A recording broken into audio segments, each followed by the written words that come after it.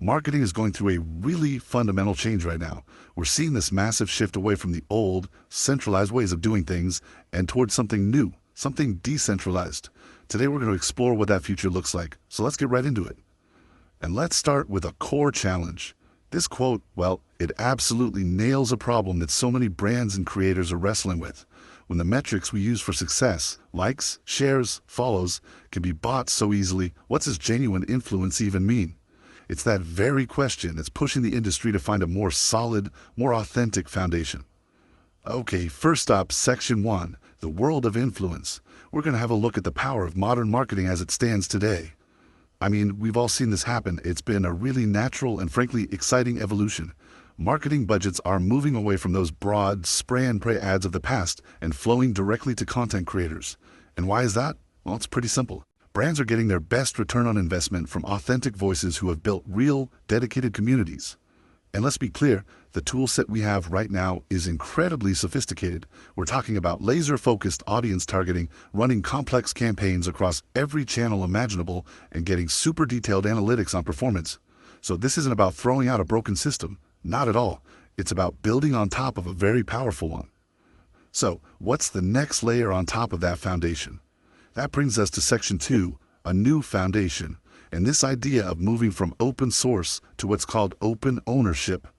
Now, the big idea driving all of this is decentralization. To put it simply, it's about taking control away from one single place, like a big company or a platform, and spreading it out across the entire network of people who actually use it. What this does is create a much more level, a much more democratic playing field for everyone involved. And the technology that's really making this possible is something called BitTensor. The best way to think of it is like a universal language for building these new kinds of digital markets.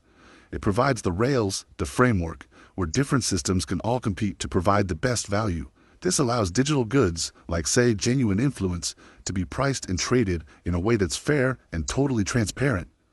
This quote here really gets to the heart of the philosophy.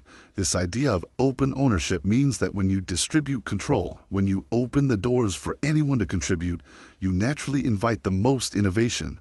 It's about creating a space where the best ideas can bubble up from anywhere and win on their own merit. Okay, so let's see how this philosophy actually looks in the real world.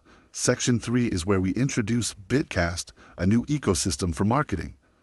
Bitcast is built on 3 core principles, and you'll see they directly address that vanity metrics problem we talked about at the start. The focus shifts entirely to quality over just raw numbers, to verifiable reputation over engagement that might be fake, and to targeted, meaningful influence instead of just shouting into the void. Right, so how does this actually work in practice? Let's get into Section 4, Earning Your Place. This is where you can see the merit-based system really come to life.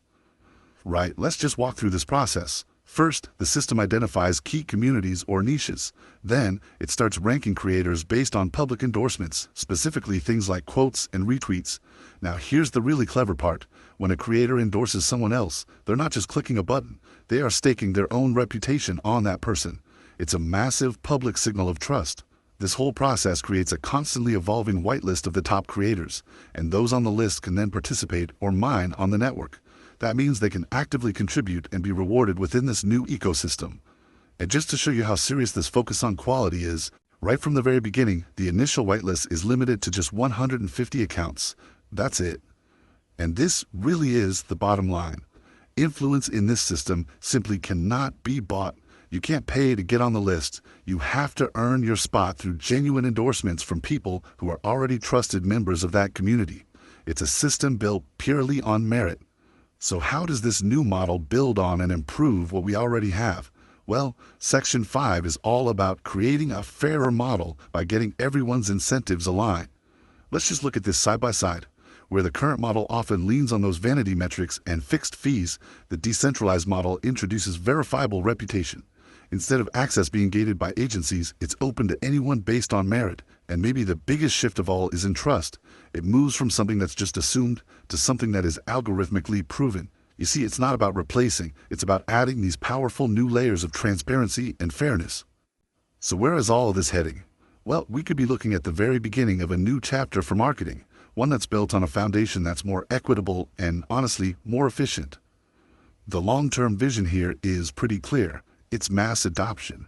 The end goal is to build a system that's so effective and so fair that it becomes the natural, decentralized layer for any brands to easily tap into a huge pool of authentic, high-quality creators at any scale they need.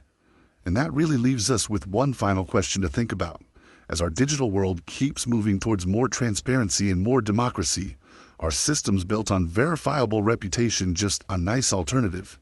Or are they the inevitable future of authentic influence? Thanks for joining me for this explainer.